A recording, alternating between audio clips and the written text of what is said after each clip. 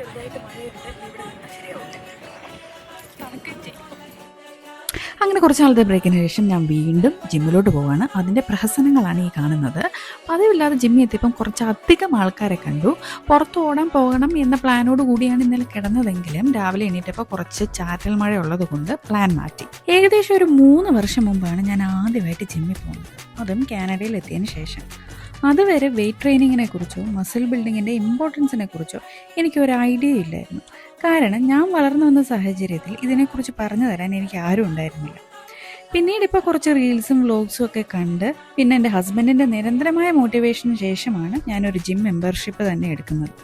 Age is just A number എന്നൊക്കെ പറയുന്നത് സത്യമാണെന്ന് ഇവിടെ വന്ന് ജിമ്മിൽ പോയി തുടങ്ങിയതിന് ശേഷമാണ് എനിക്ക് മനസ്സിലാകുന്നത്.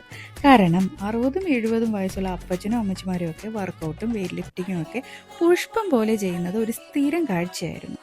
ആ സന്ദർഭത്തിലാണ് ഈ പോക്ക് പോയാൽ ഒരു പ്രായം കഴിയുമ്പോൾ എൻ്റെ അവസ്ഥ ഇത്തിരി പരിതാപകരമാകും എന്ന തിരിച്ചറിവുണ്ടായത്. അന്നൊക്കെ അവരുടെ പകുതി പ്രായമുള്ള എനിക്ക് 5 കിലോ പോലും മര്യാദയ്ക്ക് ലിഫ്റ്റ് ചെയ്യാൻ പറ്റില്ലായിരുന്നു. ഇതൊക്കെ കേട്ടിട്ട് നിങ്ങൾ വിചാരിക്കും ഞാനിപ്പോൾ നല്ല കുട്ടിയായിരുന്നു. പക്ഷെ അങ്ങനെയല്ല കേട്ടോ.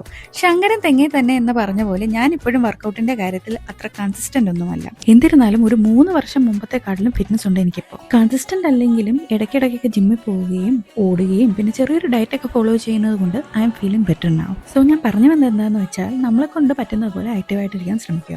ഒന്നും ചെയ്യാത്തതിനെക്കാട്ടും നല്ലതല്ലേ അത്.